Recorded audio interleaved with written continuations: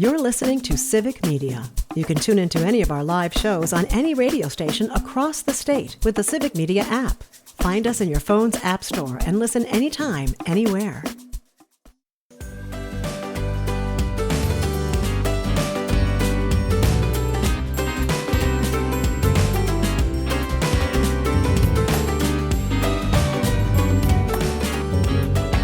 Live across Wisconsin on Civic Media, you're listening to Mornings with Pat Kreitlow, powered by Up North News. Now, from our Lake Wissota studio, here is the founding editor of Up North News, Pat Kreitlow. Hey, good morning, 7:06. Nice to have you back here on a Friday morning. It's October 24th. Parker Olson producing things down in Madison Studio A2. Madison right now, let's see, it's 28 degrees. 28 degrees in Madison right now. It's 23 here in the Chippewa Valley. It is 23 right now in Hayward, 32 in Wausau, 30 in Oshkosh. And coming up this hour, we will have our Week in Review panel, former U.S. Attorney Jim Santelle, along with journalists Jennifer Schulze and Mark Jacob. We got things to talk about, like the complete destruction of the White House East Wing. We've got a president who's bombing boats in both oceans, probably without legal justification on that. We've got plenty of other things to talk about as well. There's the whole government shutdown and whether anything is changing on that front. So all of that still to come. And then 1 hour from now, Dr. Kristen Lyerly will be dropping in, I believe, from Pittsburgh, where she was attending a conference. And by a pleasant coincidence, that's also where the Packers are playing this weekend against the Pittsburgh Steelers. And so she will be reporting on heading to the game to see the Packers taking on Aaron Rodgers for the first time. Of course, she's already put into the rotation someplace here on one of these computers lying around Civic Media, the Dr. Kristen Lyerly Show, and you can hear that tomorrow at noon across the Civic Media Radio Network, or you can follow as a podcast, subscribe over at Spotify, Apple, or wherever you get your podcasts. But as for the Packer game against the Steelers, well, coverage will begin Sunday at 5 p.m. Remember, it's a Sunday night game. Kickoff is at 7:20. And so you've got coverage beginning at 5 o'clock on some of the stations of the Civic Media Radio Network. And then tonight, there's Badger men's basketball, an exhibition game against Oklahoma at Milwaukee's Fiserv Forum. Coverage will begin at 6:30 tonight on stations in Richland Center, Amory, Wisconsin Rapids, and Ripon. Again, civicmedia.us to learn more. From WisPolitics comes word of another potential candidate for Congress up north here in the 7th Congressional District.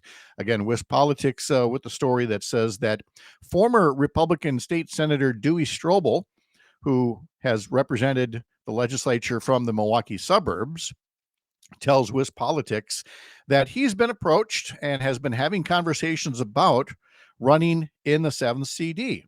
Strobel says he's had a home in the 7th CD for nearly 25 years. Now, I don't know if that's a cabin, if it's a full-on second home, vacation home, but he's had some kind of property in the 7th CD for 25 years. And so he says he's getting calls from people interested in seeing him run for the seat that's going to be vacated by Tom Tiffany, who is now running for governor. Strobel says, quote, "I think I'm a proven conservative that stays true to their values that are important, frankly, throughout the state. If he runs, it would be the second time Dewey Strobel's run for Congress after he unsuccessfully sought a spot in the 5th Congressional District, where he lives, in Saukville. Whether folks in the 7th Congressional District would take kindly to somebody, coming up from the Milwaukee suburbs and saying, I'm here to be your congressman, remains to be seen. But again, things are much more fluid in the 7th District right now. There are people who, have expressed interest in running on the Republican side. There is an announcement on the Democratic side. Fred Clark, former legislator, is running for Congress up there now in the 7th District, which again is it's a gerrymandered district to begin with.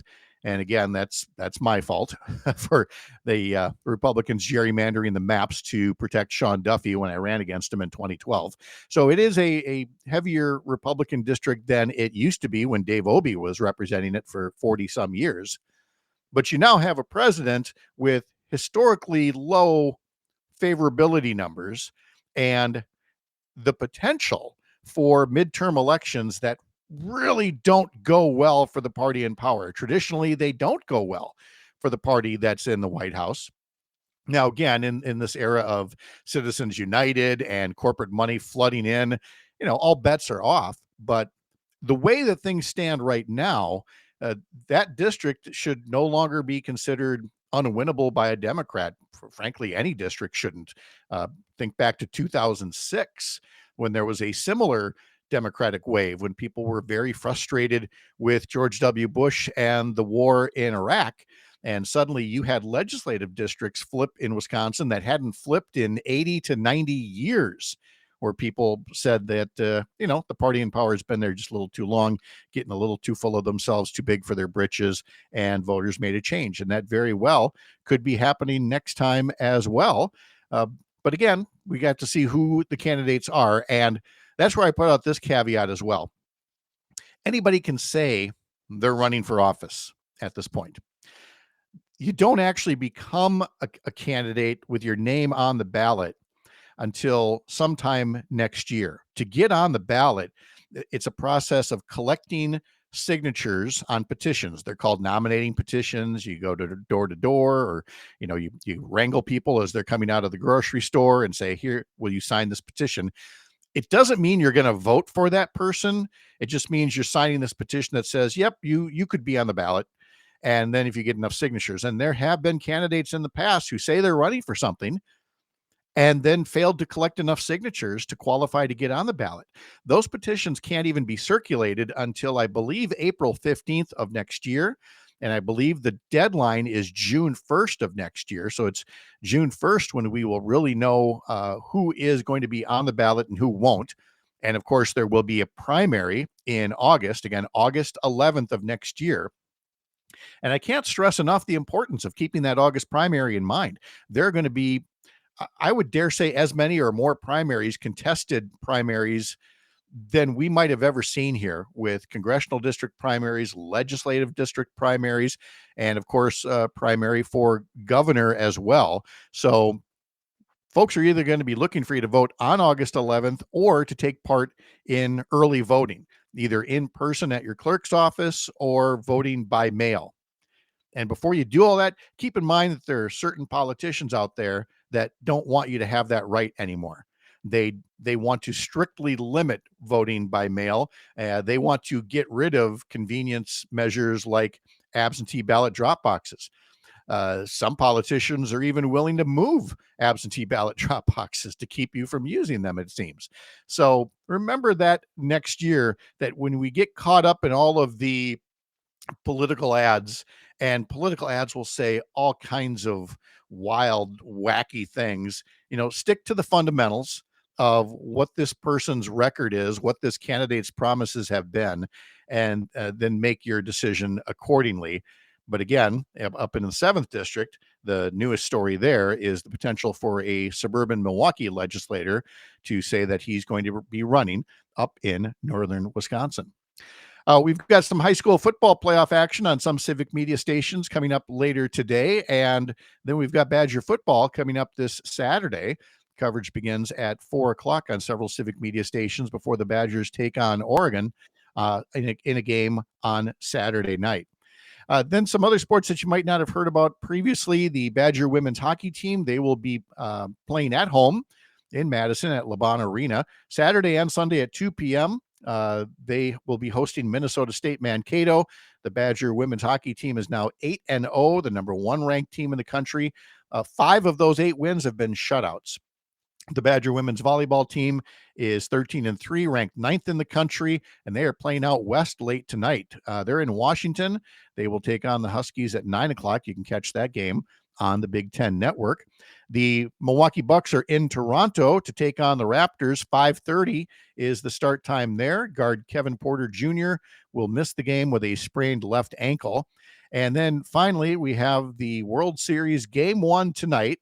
It'll be the LA Dodgers hosting the Toronto Blue Jays starting on Friday.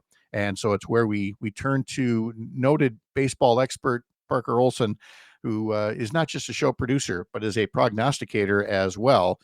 LA Dodgers, we know what a juggernaut they look like. They going to take this thing, or is Toronto going to play the role of David versus Goliath? I don't know. Hang on. We're not saying David versus Goliath here. They're both top 5 payrolls, Pat. Okay. All right. Goliath versus Goliath Jr. How's that? Thank you. Okay. I think it'll be really interesting to see if the Blue Jays bats can keep as hot as they've been. They've had some really big moments.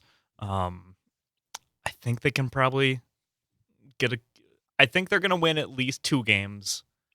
I am hoping with all my being that they beat the Dodgers and win the World Series, because I cannot. But realistically, you're saying Dodgers in 6. Probably. Okay. It makes me sad. I know. Yes.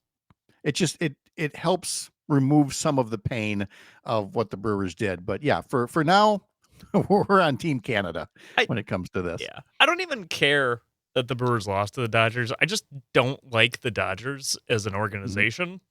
Sure. And it's it's weird to say that this year, because actually I think they have a lot of really likable guys this year. I think this is one of their more likable teams ever. I like that you're so emotionally torn on the Dodgers. One moment you're channeling Kylo Ren. Yes, let the hate flow through you. War! Yeah.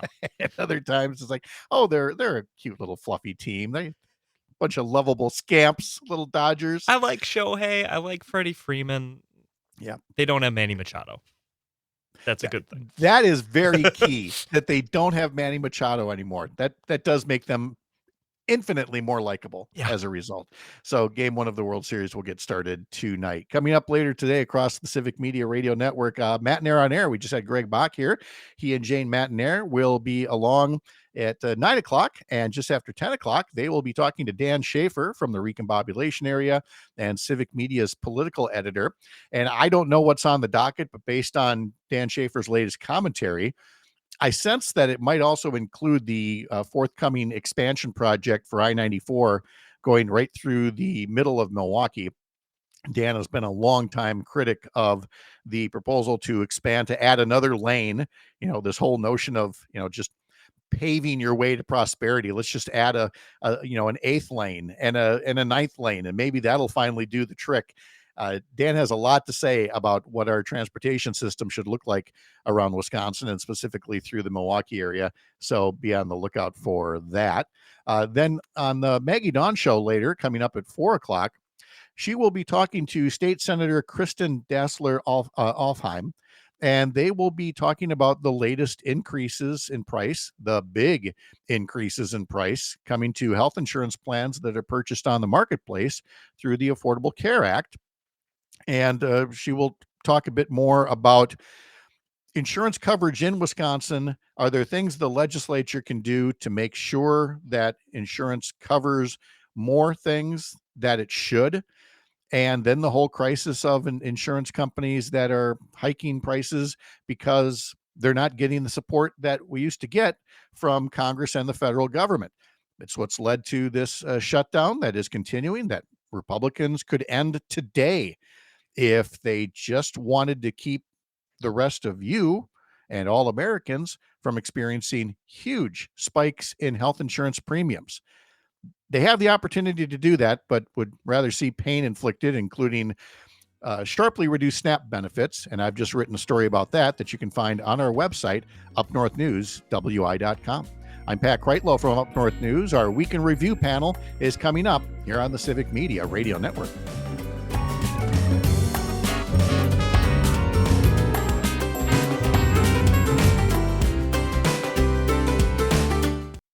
You're listening to Civic Media. Stay up to date on the latest news and information for your local community and Wisconsin by signing up for our free email newsletter. Visit civicmedia.us/email to get started.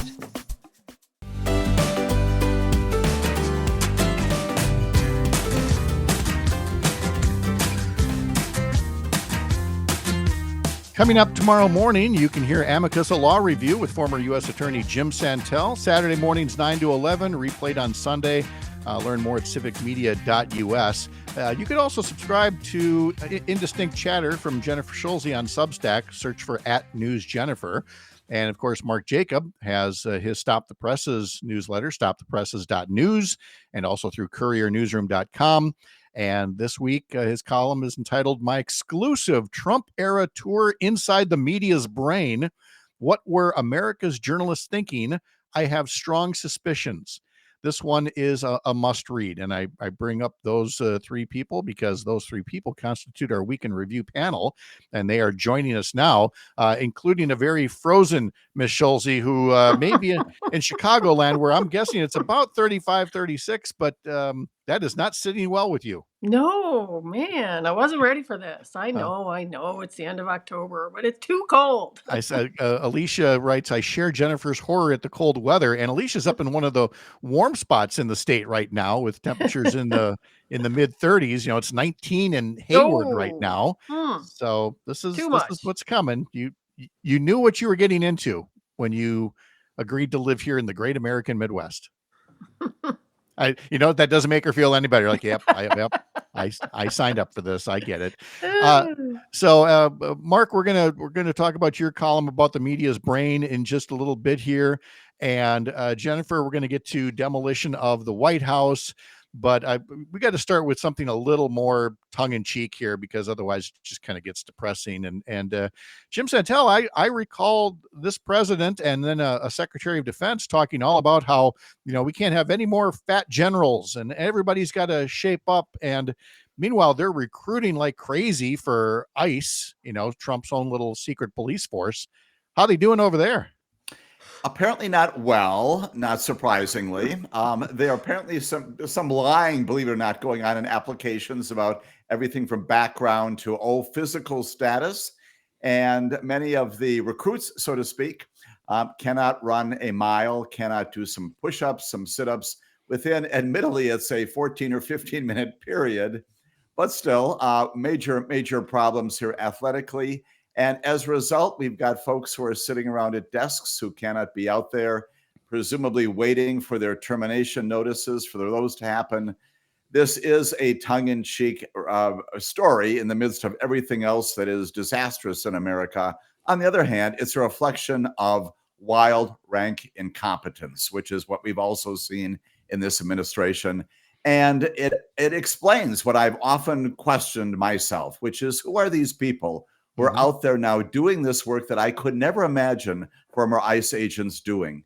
And that's your answer. They're not qualified. They're not competent, with due respect, intellectually, in terms of their backgrounds. And now it turns out that we're putting people on the streets who are physically, again, giving them guns and physically unable to do this job. This is a serious matter. Again, overlaying all the other problems with the ICE action. I think that there was an image problem already with things that this administration was doing. But then, Jennifer, you take a president promising not to cause any harm to the White House in adding some glitzy new ballroom. And what started as tearing down the facade turned into tearing down the whole freaking East Wing of the White House.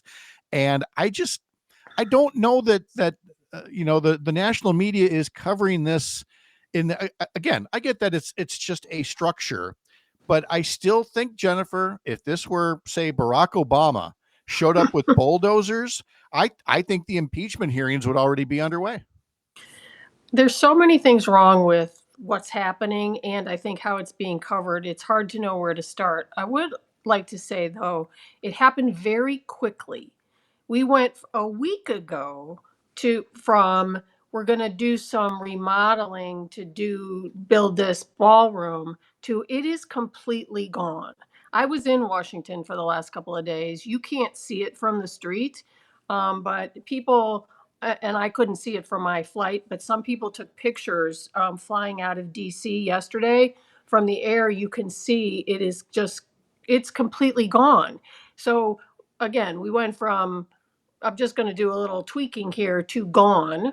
and not going through any of the proper procedures. And the cost too is going to be 200 million. Now it's who knows, and Apple's helping pay for it. The whole thing is a mess, and I think people are rightly concerned about it. And Well, Pat, the fact that the Treasury Secretary has told those employees in the building just adjacent, when you look out your windows, keep your phones down. Yeah. That again, we call that revelation of guilt. If you're proud of this, if there's nothing to be putting aside here, you let people do that. That also speaks volumes about what this administration is doing. Yeah, Jim Colbert last night said that they weren't letting them take any pictures so they could claim that the East Wing hanged itself. Yes, right.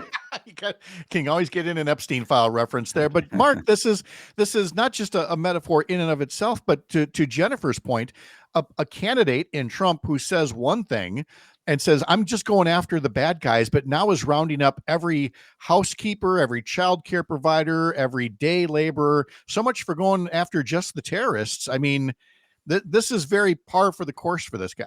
Well, this is what astounds me as far as news coverage, that you've got a guy who's been lying to you for a decade, yet every day he comes out and says something new, and you act as if this might be the one time he's telling the truth, and you tell your audience, well, here's what he said.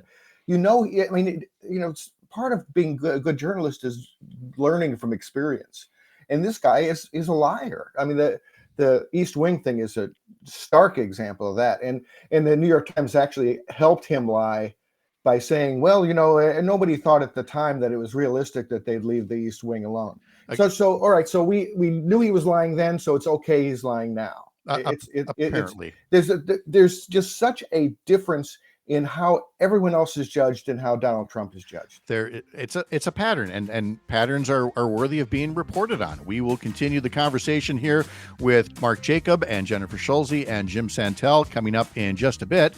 I'm Pat Kreitlow from Up North News. This is the Civic Media Radio Network.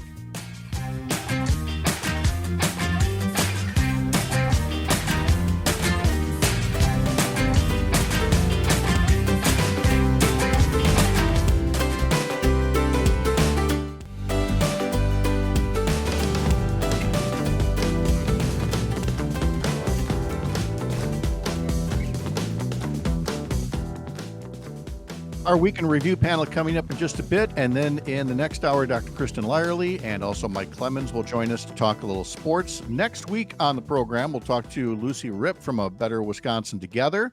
We'll talk to Jim Renicky from the Friends of the Apostle Islands. We'll talk to Ruth Conniff from the Wisconsin Examiner, and we'll visit with Ingrid Kundinger. Sorry, didn't have her last name in front of me here. Ingrid Kundinger with the Greater Wisconsin Agency on Aging Resources.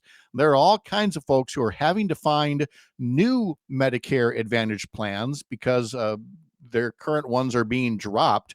And so we'll talk more about the resources that are available in finding a new Medicare plan for yourself, or maybe you are a caregiver or an adult child to a parent. So that will be coming up, all those guests and more next week. All right, I'm joined once again by former U.S. Attorney Jim Santelle, Mark Jacob, Jennifer Schulze. And Mark, we're going to start with you because your latest Stop the Presses newsletter has the title, My Exclusive Trump-Era Tour Inside the Media's Brain. What were America's journalists thinking? I have strong suspicions. It's a very fascinating timeline that captures the collective thought of the national media. Tell us more. Yeah, I was trying to explain the whole media evolution here. How the media was fascinated by Trump and in the 2016 and 2015, and they were using it, to get a Trump bump. If you remember, the CBS CEO declared it may not be good for America, but it's damn good for CBS. And how the media then became aghast that the American public was embracing all these bigoted comments and crazy comments by Trump, that they won, and then the media said, well, it's not our fault that he won. And I was just trying to get through the whole mindset of then being bored by Biden and not, there's no Biden bump, and so they wanted, and the idea that the media is only out for itself, in a lot of ways. And the way I did it was I kind of imagined, the old movie Fantastic Voyage or Inner Space, where people shrink themselves and go inside a human body. And in the same way, I was, exploring the media's brain, and so, and having worked in the media for 40 years, I think I have a pretty good idea of why the media does bad things. It explains it so well in just a whole bunch of short little statements like, 2015, Trump was running for president. We'll cover him as a carny show. 2016, Trump just invited the Russians to interfere in our elections. He's kidding, right? 2018, let's not call his lies lies. That'll make us look mean. 2020, Trump is lying about COVID, but let's save it for the book. Just all these little short statements that capture so perfectly where the national media was going with this and why so many of us were tearing out our hair in the process. And it's still happening. That's still happening. Yes. Well, I didn't want to scroll down too far because I thought it might depress me with a spoiler alert. But again, for the whole thing, stopthepresses.news. And Jennifer, we laugh only to mask the pain of watching so many national newsrooms do exactly the kinds of things Mark is talking about. Well, I told Mark how much I appreciated his column, but that it also really depressed me. Yes. But I do think there's a value in seeing the history laid out that way and a reminder. Like, we know generally, right? We don't like a lot of things about how Trump is covered, but then when you see it year by year or for 10 years, it's like a kick in the head again. Like, geez. Right? Because we do live in sort of a short attention span world right now. And so I really like what Mark did, and it left me just a puddle on the floor. The short attention span could not capture it better, because just early this morning, I saw a report about how all these rich guys and hedge funds are trying to raise money from one another to help feed the hungry around the world. Well, we had something doing that, USAID, right. But that's like in the distant past now. The outrage has completely settled down, even as people continue starving to death as a result of it. But we always have to move on to the next thing. In fact, Jim Santelle, former US attorney, the next thing hit us, this week with Trump giving another one of his pardons to criminals, to which I again say, parenthetically, elect a criminal as president, expect the other criminals to be freed from the prison and other people to take their place who are not criminals.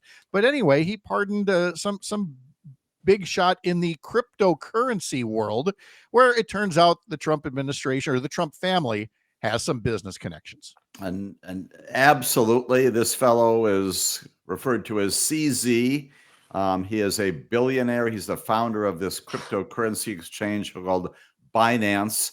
And the thing that strikes me, and I think other people, both inside and outside law enforcement, this is not someone who made some modest false statements on some documents reporting to the government what his funding was or what the income was. This was a fellow who engaged in rampant money laundering. That is no small thing. Way back in 2023, he serves 4 months, probably a very light sentence to begin with. And we get then this representation that this is in the interest of reversing the Biden animosity toward cryptocurrency. We're now opening up our nation to that. Caroline Levitt says the Biden administration's war on crypto is now over. It's not a war on crypto, Caroline. It's a war on crime. And that's what it was. That's what this fellow did. He got a very light sentence. And now, as you're saying, Pat, it is obviously clear that he did this and got this a huge benefit from the president because of his connections with the family. President, once again, reminded, I'm sure your listeners know this, this is one of those things James Madison put in the Constitution, completely unchecked. No capacity to push back on this at all. No checking whatsoever. And as noted by Tommy Vitor from Pod Save America, Binance willingly failed to report transactions on its platform by Al-Qaeda, ISIS, Hamas, and Palestinian Islamic Jihad. But then Trump's crypto company made a multi-billion-dollar deal in partnership with Binance. And so Trump gave the founder of Binance a pardon. And he says, shockingly brazen corruption. Well, Mark, 2 out of 3 ain't bad. It's brazen corruption. It should be shocking. I don't know that anybody really covered this in the past day or two. No, well, not enough. But I mean, I just wonder whether there's a price list for pardons somewhere. Whether Could I mean, be. and the Yeah. thing that's really frightening about Trump, as he's not, it's really better to not view him and the Republicans as a political movement. Viewing them as an organized crime ring is better. You understand better what's going on here, because Trump clearly is giving pardons to people who benefit his own family's personal business, just in this case. And he keeps on announcing these kind of minor aid packages for different states, states that have disasters. And he always mentions whether the state voted for him in past elections. Yes. And the signal's clear that if you vote for him, you're going to get money from the federal government. If you don't vote for him, we're going to cancel all the aid. And he's in the process of doing that during the shutdown. He's cutting all this stuff to blue states. So he's not the president for the entire people. He's really is just a crime boss.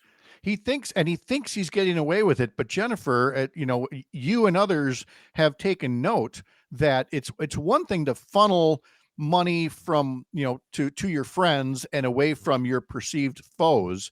But at the same time, as you noted yesterday, your healthcare premiums are going to be going up like 500% so that Trump can use taxpayer funds to do things like, build concentration camps for migrants. People can connect those dots. Nope. Did you mute yourself there, Jennifer? We're having a tough time hearing you. There we go. Okay, go ahead, Jennifer. 70% of Americans think that the ACA subsidies should be extended. And so that tells me right there that people are aware and ticked off about what's happening. And it isn't just the ACA subsidies. Healthcare premiums are going up across the board. People are getting those notices now. And I think it is going to be just a devastating thing to people across the board.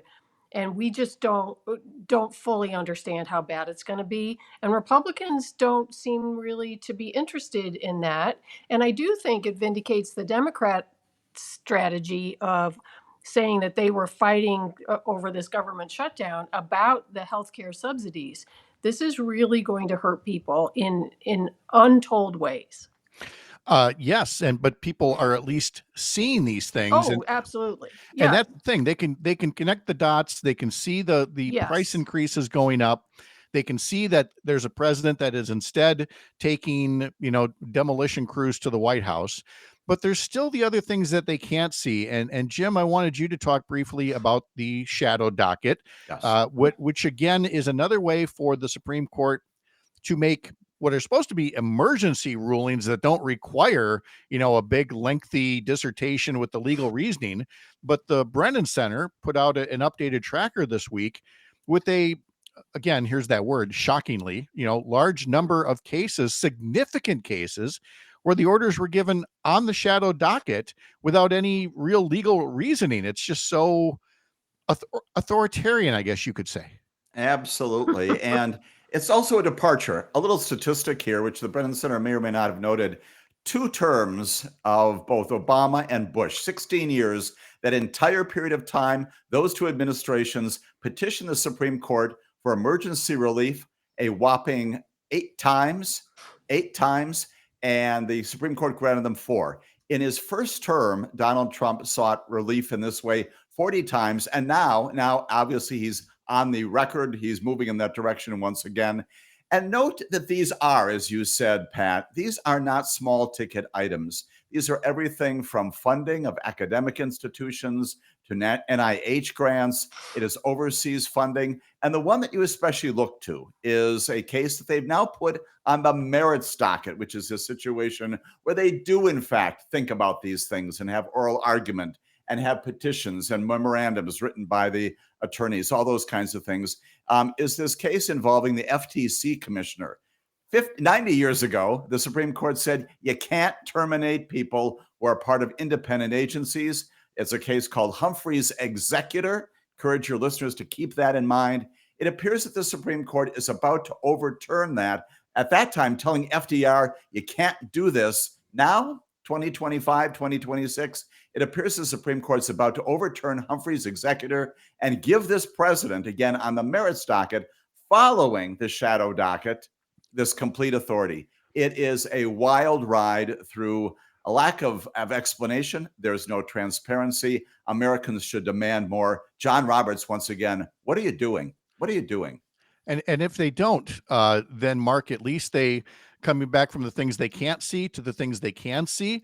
Prices, for example, the consumer price index number just came out. It rose 3% from a year earlier. So that's inflation is accelerating slightly in numbers that were delayed because of the government shutdown. But again, people note the price tags, Mark. This still has plenty of opportunity to come back and bite Trump in the bottom between now and the midterms. Yeah, oh, no question.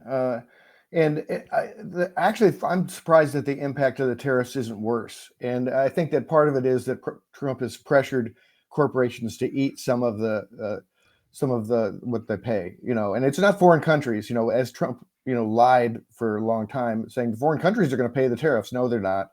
American corporations are paying them and American consumers are paying them. Yeah. But it's not, but it hasn't been as much on consumers yet. I think they're trying to hold the line so they don't get abused by Trump, but that's got to end at some point. So we can review panel. We're going to see it. The thing, Pat, is that because of the shutdown and because Trump doesn't like government statistics, we may not see too many more, very quickly. Okay. Thank you, Mark Jacob, Jim Santelle, Jennifer Schulze. I'm Pat Kreitlow. This is the Civic Media Radio Network. You're listening to Civic Media. Find the latest news, information, and archives of all your favorite shows on the Civic Media website, civicmedia.us.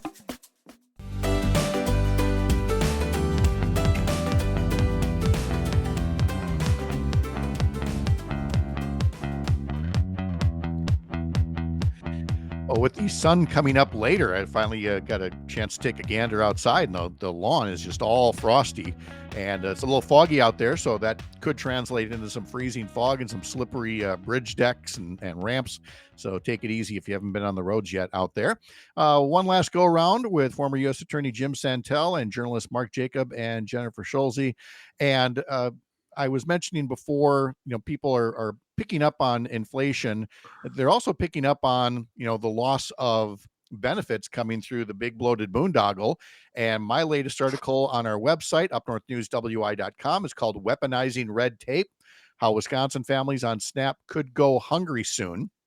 And yet you look at the comments under it on social media already, Jennifer, and so much of the commentary is, well, these are all lazy people who, need to get a job, blah, blah, blah. Never mind that we're in full employment.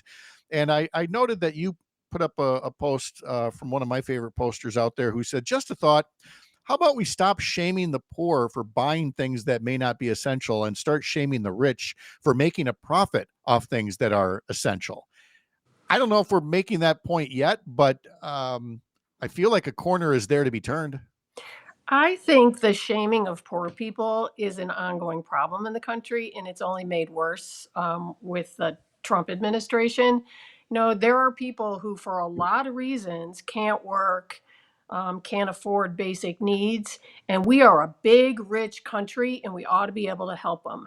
And you saw it in the Medicaid debate where, well, they're just, young men sitting in their mother's basement playing video games, not working. And the fact is, that's not true. None of that is true. People aren't cheating. They're not skirting working. They're really, truly people in need. And the idea that we're pretending otherwise as a political talking point is so offensive to me. I cannot stand it. Mm-hmm. Jim, one of the stories you're following is that Trump is asking the U.S. Supreme Court to review deployment of the Illinois National Guard. What's happening there? And then we're going to check out the militarization of Chicago from Mark's standpoint. But what's happening in court, Jim? Right. This comes out of the Seventh Circuit, which we talked about last week. This is the Seventh Circuit basically upholding the lower court's decision, saying you can't deploy them. They can hang around, but they should not go in. The Seventh Circuit says, you know what? Right there in Chicago, where Jennifer and Mark are, that's not an insurrection. There's no rebellion going on, it turns out there. The Seventh Circuit says, nope, you're wrong about this, Mr. President. And he, of course, through our Department of Justice, your Department of Justice, now seeking review of that before the United States Supreme Court, would plainly also impact other cities. They haven't yet granted review of that, but plainly they are certainly looking at this seriously. And again, what a dramatic thing that would be if the Supreme Court says, yes, indeed, this president now even has the power to deploy the National Guard, contrary to what governors want, and can do it in a situation where you have, as the judges have said in other places, sticks and stones, some violence, but nowhere near an insurrection. Is that the next thing that's coming out of our Supreme Court? Maybe so. And what makes it so weird, Mark, is these are the people that for decades told us they are against an overbearing federal government. And it's all about states' rights. And a governor should be able to stand in the schoolhouse door, basically. They sure seem to have flipped real quick now that they have power of the whole federal government to want a big federal government. Right. It makes you wonder whether they believed any of the things they were saying in the past, of course. The thing that people need to understand, if you live in Chicago, you know this, but the federal government at this point under Trump is bringing violence to big cities. It's not solving violence. It's not preventing violence. It is bringing violence. It's tear gassing people in neighborhoods. It's tackling people who are just standing there watching as their neighbors are being dragged away. I mean, people need to understand what's going on here. And it is that the federal government is persecuting the city of Chicago. And, and the only thing good about this, in my mind, is that people of Chicago aren't taking it. And no, they are not. Yeah, you're getting a lot of community groups who are like passing out whistles. There's these whistle brigades now, where if you see ICE, you will blow the whistle to warn your neighbors. We like immigrants in Chicago. We want them. They help make Chicago better. And we don't need Trump persecuting immigrants in our city. They're our neighbors. They make things better here. They don't make things worse. And so we're just totally offended by this and feel like we're being persecuted by the federal government. And Jennifer, you've made note that local media there had been doing a good job of covering the deployment and the issues involved. Do you find that that's still the case? I do. I also want to add, my husband and I went to Little Village, one of the neighborhoods that's been really hit hard by ICE, especially in the last couple of days. We went there last night for dinner to help support the community. And I have to say, it was a terrible sight. Restaurants that are normally open and thriving were all closed. And this is at 6:00 at night. The streets were empty. I mean, it was really terrible. And Trump is doing that to America. It was like COVID. We did find a place that was open. There were barely any people in there. Of course, the folks that were working there were happy to see us. But Trump is doing that to Chicago on purpose. As Mark said, we've got crime. We're a big city. Things happen, but it is not out of control. Trump's forces are making it out of control. They are tear gassing people. They are getting people are hiding in their homes. It was just a really depressing sight for me. And I want to go back this weekend and help support those businesses again, because it's really terrible what Trump's doing to them. Well, yeah, it really is an invasion. They talk about, that migration, migrants are the invasion. No, the invasion is actually coming from, a big government that is out of control. Jennifer Schulze, catch what she does on Substack. Search for News Jennifer. Mark Jacob has the Stop the Presses newsletter, stopthepresses.news. Jim Santelle will have Amicus, a law review, tomorrow morning at 9 across the Civic Media Radio Network. Thanks to all three of you. Have a good start to the weekend. You too. Take care, everybody. All right. When we come back, Dr. Kristen Lyerly will be here, and we'll also talk to Mike Clemens talking about sports and a story about a viral tweet that he finally got to ask Aaron Rodgers about. That's coming up after the news. I'm Pat Kreitlow from Up North News. This is the Civic Media Radio Network.